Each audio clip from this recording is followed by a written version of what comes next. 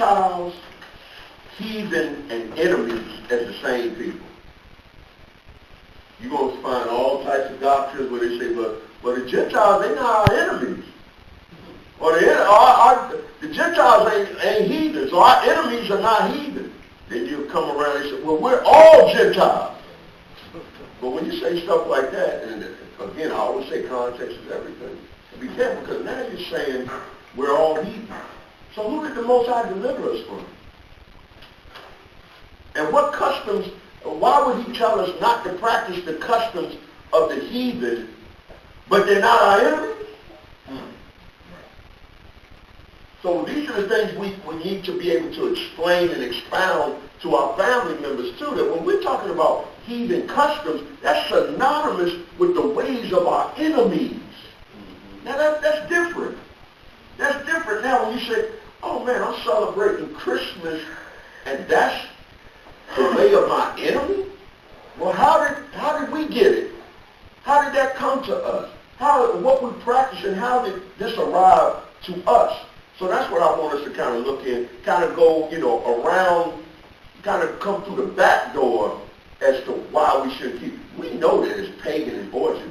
Hell, the so-called Europeans know that the origin is pagan. Yeah. They know this, they'll tell you that. I've seen an episode of Blackish where, man, they come out with all types of stuff. They talk about, St. Christopher Columbus, and then they did a spin. I don't know if y'all seen it, but they did a spin-off on it. And then they had the young brother there. He was doing a school play. Long story short, he was acting like he was Christopher Columbus. He was on stage killing the indigenous people and everything else. That's what they know. They know exactly what it is. But we have to get our people, really, we have to pound the importance of it, because we've lost the validity of it really being something evil. Because Satan is so deceptive that he makes you think that evil is good. The scriptures say that now we call good evil and evil good. That's part of his deception, to make it light. Again, it's the same thing, nothing new. You won't surely die, God. This won't surely. You ain't dead yet. You've been doing Christmas all these years. You've been eating pork all these years. You ain't dead yet. It's coming. Didn't Eddie Murphy had a choir singing evil is good? Yeah, he said evil is good. Yeah, the choir, he jumped off the balcony and turned the preacher Paul. Man, that's a they deserve an Oscar, man. But they know. Go to Deuteronomy 28:48. Hallelujah. Deuteronomy chapter 28 and verse 48. Mm-hmm. Therefore shalt thou serve thine enemies, which the Most High shall send against thee, in hunger and in thirst, and in nakedness, and in want of all things. Now, he said you're going to serve your enemy. Now, I just want to put this out there. When you celebrate your enemy's doctrines or his ways, you automatically, by default, you're worshiping other powers. Right. That's automatic. You are now breaking Exodus 20 and 3. I mean, you are to have no other powers before me, no other gods, all right? Because when he told us not to celebrate the customs of the heathen, I mean, it was for a reason. It was deeper than him just saying, I don't want you to do this because, I don't like it. No, there was an actual result. There was a reward. There was something that was going to happen to you if you did do this. All right, so let's look at the origin. We just read in Deuteronomy 28:48 that we're going to be brought over here by our enemies. Now, when you look at the word heathen, it's synonymous with people, nation, and this is in the Zondervan's Bible Dictionary, usually used for non-Israelitish people, and thus have the meaning of Gentiles. So, if it's non-Israelitish or not an Israelite, who were we at war with? Who did we have opposition with? Non-Israelite people. Now, said that's heathen. Now, were the Gentiles non-Israelite people? Guess what? Yes, They're the same folk. They were also our what? Enemies. Enemies. So now when you read Deuteronomy 28:48. Deuteronomy 28:48. Therefore shalt thou serve thine enemies. Now stop right there. Guess what you could put there? Now we're not adding to it, but it's synonymous. You could put heathen. You're going to serve the heathen every time you celebrate one of these pagan days. Guess what you're doing? You're celebrating the heathen. Guess what else you can put there? Gentiles. You can put Gentiles there. So now that changes things. All right? Give me the book of Jeremiah 10:1. We're going to go there. We're going to look at it from this viewpoint.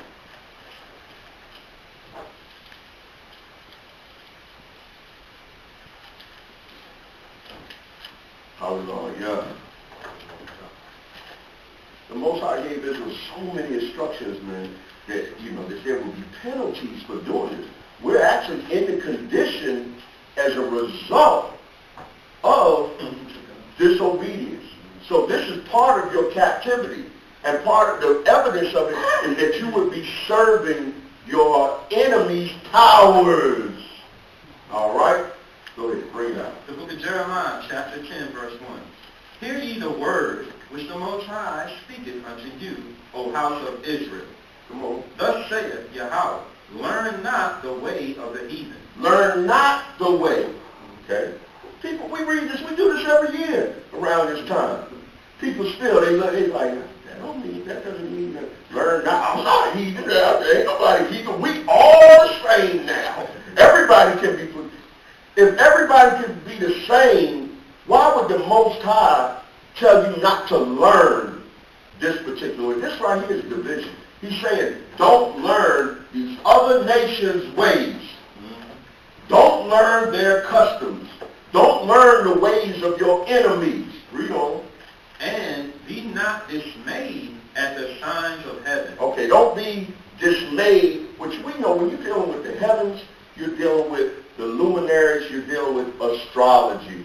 That's where you get into all the pagan worship of Taurus, Astura, all of this Jupiter, Plato, all this comes from pagan origins, all right? And it's all in this book. But that's why you got what was the sister's name? It wasn't the astrology. I don't know what happened to Cleo. Cleo, yeah, it is Cleo. They had people calling into Cleo. I still see buildings up, like you headed to Durham, all the way down 55 fortune tellers. Yeah. There's actually people going in there. Okay. And you know who it is? It's our people with their hard-earned money. Playing the night, if you're going to play the numbers, but then you tell them, I'm going to play my child's birthday, and then we're going to switch it up with the way the boom went this way on the other day. Yeah, well, that's my Uncle Leroy's, his birthday on the same day. Man, come on, man. These customs are vain. Read it again from the top. Thus saith Yahweh. We can stop right there. The Most High. Serve the Most. We're supposed to be serving the Most High. You can end it there, but not our people. This is a rebellious and stiff-necked people. We had that turkey there ever since I was little. I seen the turkey. Santa Claus came over there. Look, Aunt May always made that sweet potato pie. We gonna do this. And that's how you know it's a religion and it's a worship, because you do it. And it's a spirit that comes. I'm going to tell you, you do get that warm, fuzzy feel. I ain't going to lie, man. I ain't going to lie. When you hear the jingles and you watching, they got the Christmas cookies up there. I had to shake it out. Man, it kind of feel warm and fuzzy. The cocoa and everything. Man, it's a demon. It's a spirit. Eggnog and all that stuff. Yuletide carols. And you looking around, man, and you associated with your family. Man, that's a deep indoctrination, man. But the Most High told us to what? Learn not the way of the heathen. And we've learned it. He told us, learn not the way of the heathen. We already read it. We were going to be brought over here, and we're going to serve the heathen. Read. For the heathen are dismayed at them. Okay. He also says the customs. Now let's go back Israelites, it was forbidden for us, and so this is why you need to understand your culture. It was forbidden for us to keep our culture, our customs. I mean, this was an edict, and we're going to read and show you the history, which many of us know. But this, where we are today, many of our people lost their lives for this indoctrination to take place. You know. And be not dismayed at the signs of heaven, for the heathen are dismayed at them, for the customs of the people are vain. Now notice what you got there too. Notice where he said heathens, and then he said people. He said, what are you talking about? We don't have no enemies. What are you talking about? There can't be no separation. This right here is separation. All right? Give me the book of 2 Maccabees 6. And I want to read 6 through 9. And this is so amazing that the Heavenly Father will put this back into the Scriptures and bring it back to our remembrance because He loves Israel. Don't forget that. It's not His will that any Israelite should perish. He don't want us to be destroyed. But one of the main things that has destroyed our people, and that yoke of iron, is that indoctrination to the customs of the heathen. And He knew, man, we are so engulfed and entrenched in this right here. There's two things that may cause our people, two major things that may cause our people not to make it into the kingdom. It's these damn holidays and white people.